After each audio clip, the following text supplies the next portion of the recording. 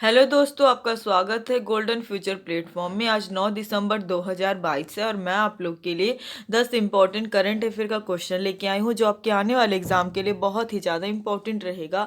अगर आप लोग मेरे चैनल पर नए हो तो चैनल को सब्सक्राइब कर लेना और बेल आइकन दबाना मत भूलना, जिससे कि आप लोग को मेरे आने वाले करंट अफेयर वीडियोज़ के नोटिफिकेशन मिल जाए और आपके एक भी इंपॉर्टेंट वीडियोज़ मिस ना होने पाए। आज का हमारा पहला क्वेश्चन है, हाल ही में सशस्त्र सेना झंडा दिवस कब मनाया गया है? इसका सही आंसर है ऑप्शन सी, 7 दिसंबर। 7 दिसंबर को सशस्त्र सेना झंडा दिवस मनाया गया है। इंपॉर्टेंट पॉइंट से देख लेते हैं हम लोग। 7 दिसंबर को भारतीय सशस्त्र सेना झंडा दिवस मनाया जाता है। देश की सीमा की सुरक्षा 3 सेनाएं कर रही हैं। जमीन मार्ग पर थल सेना मुस्तैद है तो वहीं आसमान पर वायु सेना निगरानी करती है। भारत के समुद्री मार्गों और सीमा को सुरक्षित रखने के लिए देश की नौसेना तत्पर है। यह खास दिन थल सेना, नौसेना और वायुसेना के जवानों के कल्याण के लिए मनाते हैं और देश की सेना को सम्मानित करते हैं। भारतीय सशस्त्र सेवा झंडा दिवस मनाने की शुरुआत आज़ादी के बाद से हुई। 1949 में पहली बार यह दिन मनाया गया। हमारा अगला क्वेश्चन है, हाल ही में भारोत्तोलन विश्व चैंपियनशिप में मीराबाई चानू ने कौन सा पदक जीता है? इसका सही आंसर है ऑप्शन सी, रजत पदक मीराबाई चानू ने भारोत्तोलन विश्व चैंपियनशिप में जीता है। इंपॉर्टेंट पॉइंट से देख लेते हैं हम लोग। मीराबाई चानू को कोलंबिया के बोगोटा में आयोजित हो रही विश्व भारोत्तोलन चैंपियनशिप 2022 में महिलाओं के 49 किलोग्राम वर्ग में रजत पदक जीता। मीराबाई चानू ने अपने दूसरे विश्व चैंपियनशिप पदक के लिए कुल 200 किलोग्राम, 87 किलोग्राम स्नैच और 113 किलोग्राम क्लीन एंड जर्क वजन उठाया। उसने 2017 में स्वर्ण पदक जीता और 2019 संस्करण में वह चौथे स्थान पर रही थी। हमारा अगला क्वेश्चन है, हाल ही में दिग्गज सुकांत कदम ने पेरू पैरा बैडमिंटन इंटरनेशनल में कौन सा पदक जीता है? इसका सही आंसर है ऑप्शन ए, स्वर्ण पदक सुकांत कदम ने पेरू पैरा बैडमिंटन इंटरनेशनल में जीता है। इंपॉर्टेंट पॉइंट से देख लेते हैं हम लोग। विश्व नंबर 3 सुकांत कदम ने हाल ही में संपन्न पेरू पैरा बैडमिंटन इंटरनेशनल में सिंगापुर के ची हियोंग आंग को हराकर स्वर्ण पदक जीता। भारत ने कुल 14 पदक, 6 स्वर्ण, 1 रजत और 7 कांस्य पदक जीते हैं। हमारा अगला क्वेश्चन है, हाल ही में किस देश ने मध्य एशियाई देशों के राष्ट्रीय सुरक्षा सलाहकारों के सम्मेलन की मेजबानी की है? इसका सही आंसर है ऑप्शन सी, भारत देश ने मध्य एशियाई देशों के राष्ट्रीय सुरक्षा सलाहकारों के सम्मेलन की मेजबानी की है। इंपॉर्टेंट पॉइंट से देख लेते हैं हम लोग।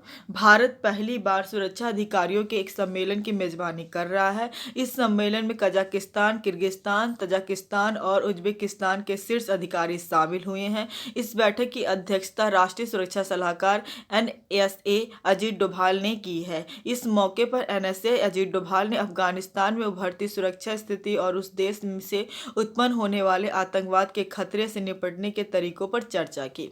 हमारा अगला क्वेश्चन है, हाल ही में किसे भारतीय महिला क्रिकेट टीम का बल्लेबाजी कोच नियुक्त किया गया है? इसका सही आंसर है ऑप्शन बी, H कानिटकर को भारतीय महिला क्रिकेट टीम का बल्लेबाजी कोच नियुक्त किया गया है।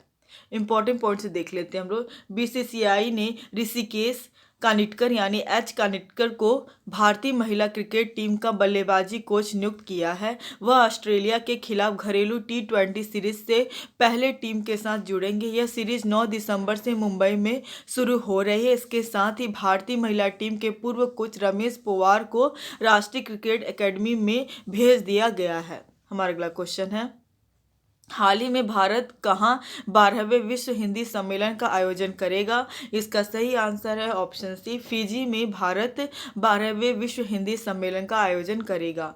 इंपॉर्टेंट पॉइंट से देख लेते हैं हम लोग। फिजी 12वें विश्व हिंदी सम्मेलन की मेजबानी करने वाला पहला प्रशांत देश है। शिक्षा, विरासत और कला मंत्रालय के लिए फिजी के अस्थायी सचिव अंजिला जोखन ने कहा कि प्रतिष्ठित कार्यक्रम की मेजबानी करने के लिए देश को प्रशांत क्षेत्र में पहला स्थान प्राप्त करने के लिए सम्मानित किया गया है और भारत के साथ साझेदारी की प्रशंसा की है। विदेश मंत्री एस जयशंकर ने केंद्रीय विदेश मंत्री वी मुरलीधरन के साथ कई नई दिल्ली में 12वें विश्व हिंदी सम्मेलन के आयोजन के लिए गठित सलाहकार समिति और उप समितियों की पहली बैठक में भाग लिया। हमारा अगला क्वेश्चन है, हाल ही में बीबीसी की 100 प्रतिभाशाली महिलाओं की लिस्ट में कितनी भारतीय महिलाओं को शामिल किया गया है? इसका सही आंसर है ऑप्शन सी, 4 महिलाओं को बीबीसी की 100 प्रतिभाशाली महिलाओं की लिस्ट में 4 भारतीय महिलाओं को शामिल किया गया है। इंपॉर्टेंट पॉइंट्स देख लेते हैं हम लोग। ब्रिटिश ब्रॉडकास्टिंग कॉरपोरेशन यानी बीबीसी ने दुनिया भर की 100 प्रभावशाली महिलाओं की सूची जारी की है। इसमें भारत की 4 महिलाएं शामिल हैं। इनमें अभिनेत्री और फिल्म निर्माता Priyanka Chopra Jonas, aviation engineer Sirisha Bandla, Booker award winner लेखिका गीतांजलि श्री और सामाजिक कार्यकर्ता स्नेहा जवाले शामिल हैं। हमारा अगला क्वेश्चन है, हाल ही में किसे ओएनजीसी के नए अध्यक्ष के रूप में नियुक्त किया गया है? इसका सही आंसर है ऑप्शन बी, अरुण कुमार सिंह को ओएनजीसी के नए अध्यक्ष के रूप में नियुक्त किया गया है। इंपॉर्टेंट पॉइंट्स देख लेते हैं हम लोग। भारत सरकार ने 7 दिसंबर 2022 को भारत बॉडी कॉरपोरेशन लिमिटेड यानी बीपीसीएल के पूर्व अध्यक्ष अरुण सिंह को तेल और प्राकृतिक गैस निगम यानी ओएनजीसी का नया अध्यक्ष नियुक्त किया गया है। उन्हें 3 साल की अवधि के लिए नियुक्त किया गया है। अप्रैल 2021 से ओएनजीसी में कोई नियमित अध्यक्ष और प्रबंध निदेशक नहीं था। वेत्सा रामकृष्ण गुप्ता ने भारत पेट्रोलियम कॉरपोरेशन लिमिटेड यानी बीपीसीएल के अध्यक्ष और प्रबंध निदेशक का अतिरिक्त प्रभार संभाला है। हमारा अगला क्वेश्चन है, हाल ही में भारत बांग्लादेश 51वां मैत्री दिवस कब मनाया गया है? इसका सही आंसर है ऑप्शन बी, 6 दिसंबर को भारत बांग्लादेश 51वां मैत्री दिवस मनाया गया है। इंपॉर्टेंट पॉइंट्स देख लेते हैं हम लोग। साल 1971 में भारत सरकार द्वारा बांग्लादेश की मान्यता को चिन्हित करने वाले मैत्री दिवस की 51वीं वर्षगांठ 6 दिसंबर 2022 को बांग्लादेश की राजधानी ढाका में मनाई गई। इस कार्यक्रम का आयोजन बांग्लादेश में भारतीय उच्चायुक्त द्वारा किया गया था। भारतीय उच्चायुक्त प्रज्ञा वर्मा ने कहा कि 6 दिसंबर को मैत्री दिवस के रूप में मनाने का निर्णय प्रधानमंत्री नरेंद्र मोदी और प्रधानमंत्री शेख हसीना द्वारा मार्च 2021 में प्रधानमंत्री मोदी की बांग्लादेश की राजकीय यात्रा के दौरान लिया गया था।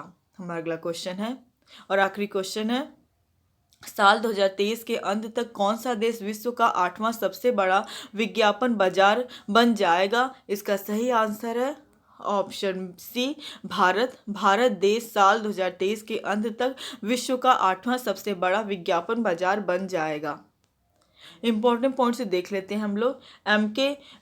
एम के वैश्विक अंत वर्ष के पूर्वानुमान के अनुसार 2023 में भारत ब्राजील को पीछे छोड़ते हुए 8वां सबसे बड़ा विज्ञापन समूह बन जाएगा। ग्रुप एम ने अपना 10 वर्ष अगला वर्ष 2022 रिपोर्ट में भारत को वैश्विक स्तर पर 9वें स्थान पर सबसे बड़े विज्ञापन बाजार के रूप में स्थान दिया है। रिपोर्ट के मुताबिक भारत में राइटर मीडिया 2022 में $551 मिलियन होने का सर्वे है और 2027 तक लगभग डबल होने की उम्मीद है।